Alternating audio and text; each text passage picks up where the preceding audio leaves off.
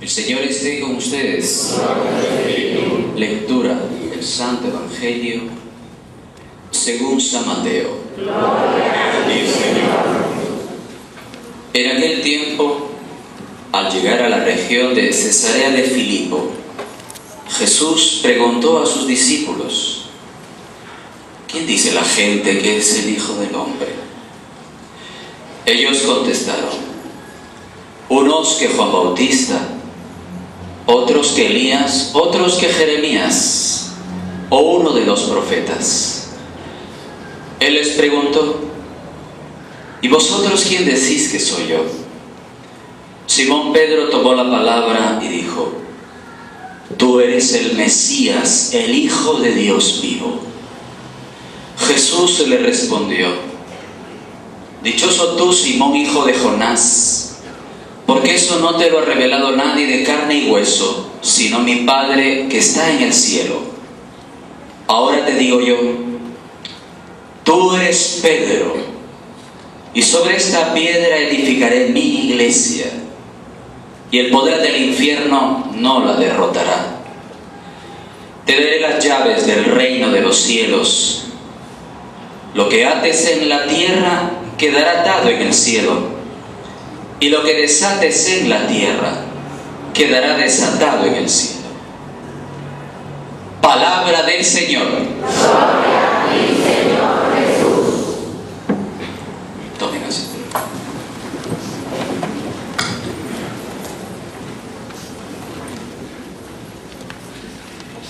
Queridos hermanos, Monseñor Jesús, Padre Federico, el Padre Ricardo, el Padre Walter, el Padre Elmer y todos hermanos que celebramos la Eucaristía esta mañana.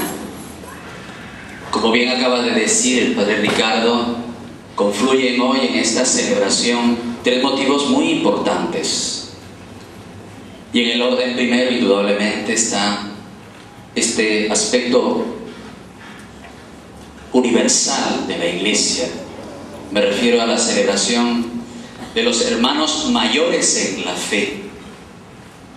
Son Pedro y Pablo. Y como también lo ha dicho el Padre Ricardo, hoy, y especialmente rezaremos por él, por Benedicto XVI. Hoy Benedicto XVI cumple 60 años de haber sido ordenado sacerdote. Y como colofón casi final de estos motivos, efectivamente hoy fallecía hace 25 años atrás Monseñor Juan Tomis Stack. Ayer, pensando un poco en esta responsabilidad de compartir la palabra con ustedes, se me ocurría preguntarme y compartir con ustedes, bueno, ¿qué decir al respecto?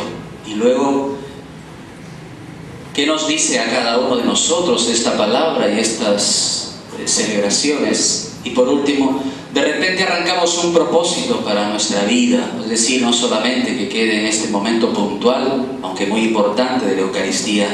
¿Qué propósitos podríamos formular?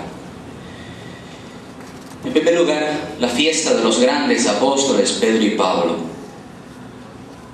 La Iglesia es comunión, así se llama ahora, un título muy grande, pero sencillamente la Iglesia es familia. Es la comunión de los hermanos y hermanas en la fe. Y esta familia linda, con todas las cosas que tiene más de 2000 años de historia. No empezó el siglo pasado, hace 2000 años de historia. Y esta familia pues tiene este parón bonito de celebrar a estos hijos suyos, hermanos mayores en la fe. Y la Iglesia como tal tiene la conciencia de la importancia de estos apóstoles, que ya lo escucharemos en el prefacio. Lo dice muy bien, hablando de Pedro y en sintonía con el texto del Evangelio que se acaba de proclamar. Dirá la Iglesia oficial, nuestra Iglesia, nuestra familia, dirigiéndose al Padre y haciéndonos tomar conciencia a todos: Pedro fue el primero en confesar la fe. Pablo, el maestro insigne que la interpretó.